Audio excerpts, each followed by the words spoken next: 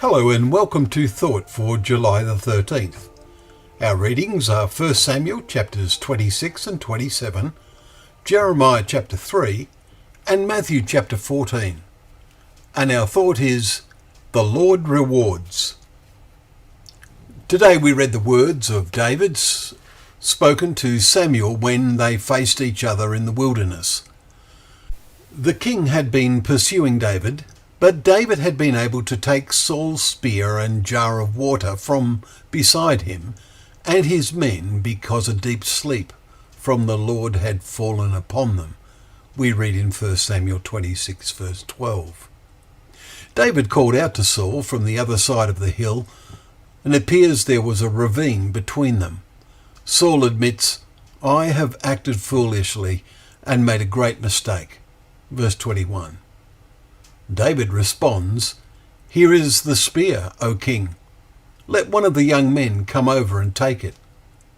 Then David adds, "The Lord rewards every man for his righteousness and his faithfulness." Verse 23. The wonder of the way the Lord rewards will not be seen in all its fullness until God's kingdom is established and the resurrection has taken place. But as we ponder God's word, we see how both good and bad events, that is, all things, work together for good, for those who are called according to his purpose.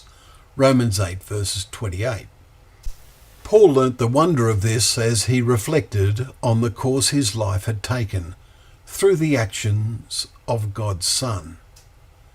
Surely some of the Psalms of David were inspired in his mind as he reflected on God's guiding care of his life, especially in difficult situations as we have read today. Look at Psalm 3 verses 3 to 6, then the prophetic Psalm 22 that relates to the mortal life of Jesus. But it must have been founded on some events in David's life. As this psalm proceeds, he is able to write or pray, "From you comes my praise in the great congregation. My vows I will perform before those who fear him." Verse 23. Then we read of the oft-quote Psalm 23 verse 4. "Even though I walk through the valley of the shadow of death, I will fear no evil. You are with me."